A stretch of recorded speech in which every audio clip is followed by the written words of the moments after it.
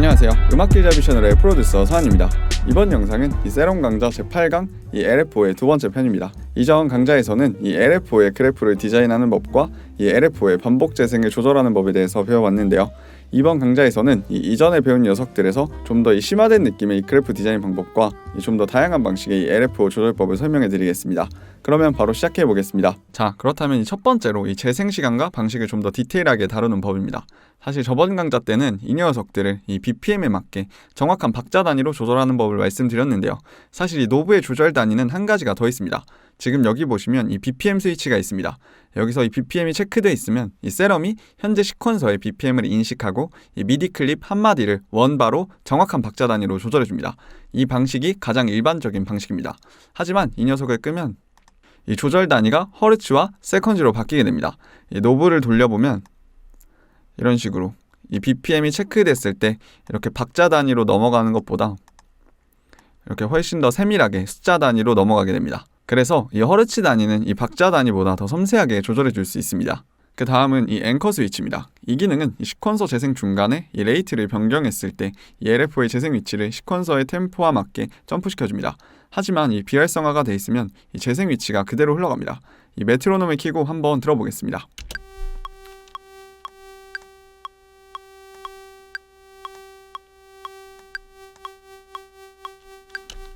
자, 이렇게 레이트 값이 바뀌면서 이 메트로놈으로 엇나가는 것을 들으셨을 텐데요. 이때 만약에 이 앵커 스위치를 켜주면 이렇게 레이트가 바뀌어도 템포에 맞게 이 LFO의 재생 위치가 점프됩니다. 한번 들어보겠습니다. 이 재생바가 이 레이트 값이 바뀔 때마다 점프하는 것을 보실 수 있습니다.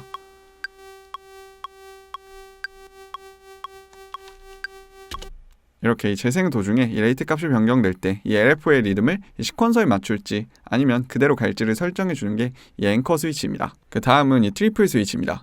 이 BPM 스위치가 활성화된 경우 이 레이트 노브를 세대 단음표 단위로 조절해 줄 수 있습니다. 이렇게 이 트리플 스위치를 켜고 이 레이트 노브를 돌려보면 이런 식으로 T라고 써있는 이렇게 오음표의 트리플렛 아니면 뭐 이런 식으로 뭐 2분음표의 트리플렛 뭐 이렇게 세대 단음표 단위로도 조절해 줄 수 있게 됩니다. 그리고 그 밑에 이 돛이라고 써있는 도티드라는 스위치입니다. 이 녀석도 역시 BPM 스위치가 활성화된 경우 적용되며 이 레이트 노브를 점음표 단위로 조절해 줄 수 있습니다. 이렇게 노브를 돌려보면 지금 같은 경우는 점 오음표 해서 총 6마디 이 녀석 같은 경우는 점 2분음표로 총 3마디 이런 식으로 길이를 조절해 줄 수 있습니다.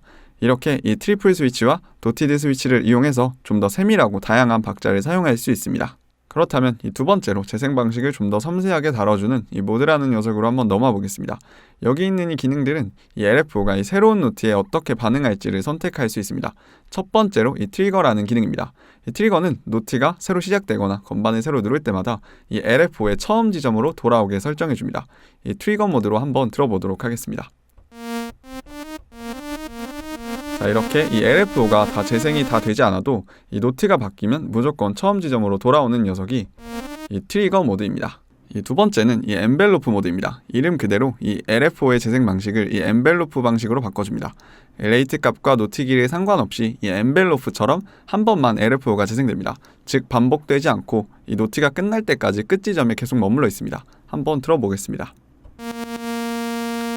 자, 이런 식으로 이 사운드가 반복되지 않습니다. 그리고 이 엔벨로프 모드에서만 사용할 수 있는 특별한 기능이 있는데요. 이 LFO의 특정 지점부터 이 마지막 지점을 반복해주는 기능입니다.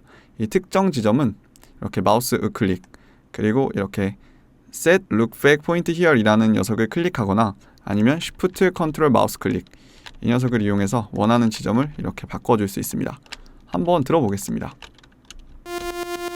자, 지금 보시면 이 포인트를 기준으로 계속해서 이 녀석 구간만 반복되는 것을 들으실 수 있습니다. 이때 만약에 이것을 트리거 모드로 바꿔주게 되면 이렇게 이 포인트 지점은 사라지고 이 기능은 사라지게 됩니다. 즉 이 엔벨로프에서만 사용할 수 있습니다.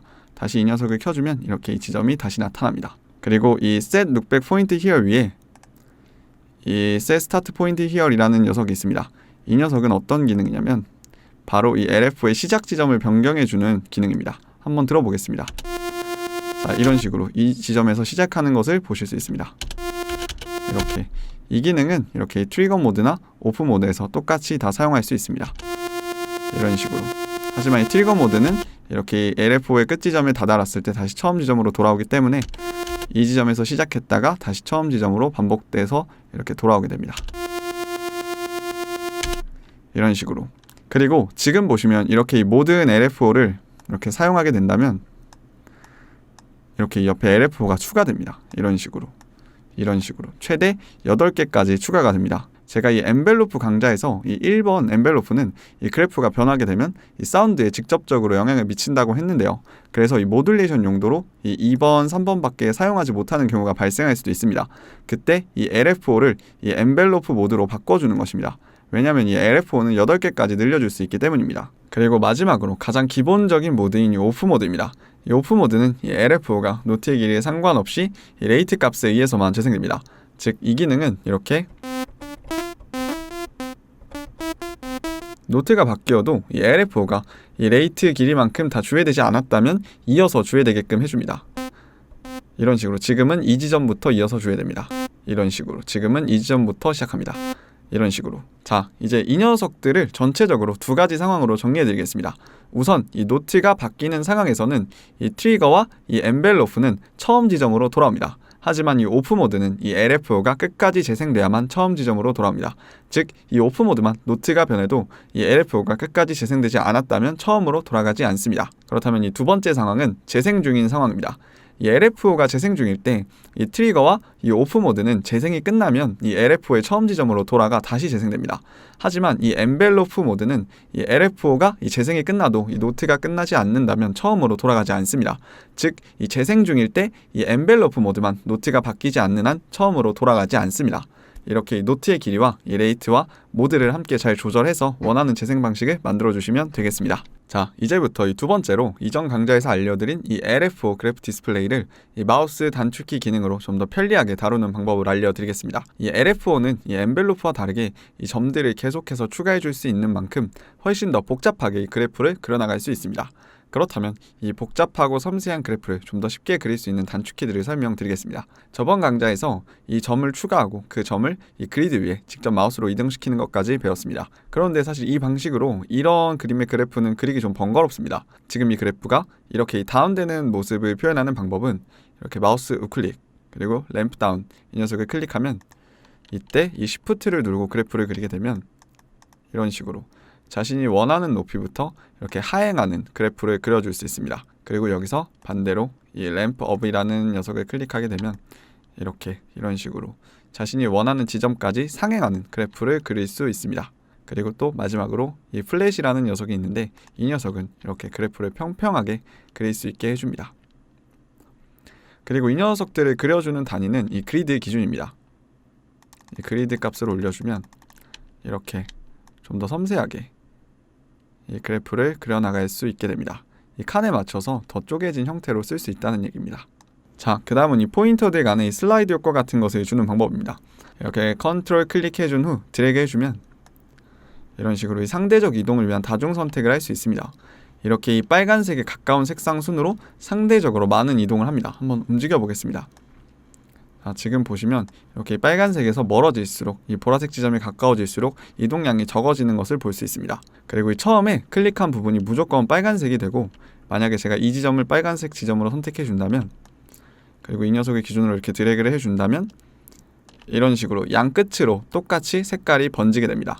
즉 이 보라 색깔에 가까워질수록 이 녀석도 마찬가지지만 이 보라 색깔에 가까워질수록 이동량이 적어지고 이 빨간색을 기준으로 이렇게 가까워질수록 이 녀석들은 이동량이 많아지는 것입니다. 한번 움직여 보겠습니다. 이런 식으로. 그리고 여기서 이 Alt 키를 누른 상태로 이 커브를 움직여주면 이 모든 커브점이 동시에 움직이게 됩니다.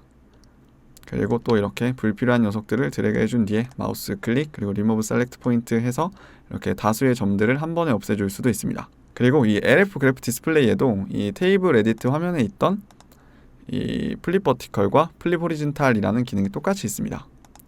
이 녀석이 어떤 기능이냐면 이렇게 플립 버티컬은 상하를 뒤집어주는 녀석이고 이 플립 호리즌탈은 이렇게 좌우를 뒤집어주는 녀석입니다. 즉 이런 녀석들을 통해서 이 그래프를 조금 더 편리하게 이렇게 디자인해 줄 수 있습니다. 자, 이렇게 이 LFO 강좌 2편을 끝으로 이 세럼의 핵심 파트가 전부 끝났습니다. 하지만 정말 이 지금까지의 강좌들은 이 단순한 기능 설명들 뿐이었습니다. 이렇게 이론만 배웠다고 해서 이 세럼을 사용할 수 있는 게 아닙니다. 음악은 귀로 듣고 만드는 것입니다. 즉 이 배운 만큼 들어봐야 하고 또 서버릇해야 이 상황에 맞게 이 유기적인 사운드 디자인을 해줄 수 있습니다. 정말 이 어떠한 신스 사운드를 들어도 이 디자인 과정이 보이는 수준이 됐을 때 이 신스를 완벽하게 다룰 수 있다고 말할 수 있지 않을까 합니다. 그래서 저도 계속해서 연습 중입니다. 여러분도 꼭 이 이론뿐 아니라 이 사운드 디자인까지 완벽하게 해내셨으면 좋겠습니다. 이상 강좌 마무리하겠습니다. 영상 시청해주셔서 정말 감사합니다.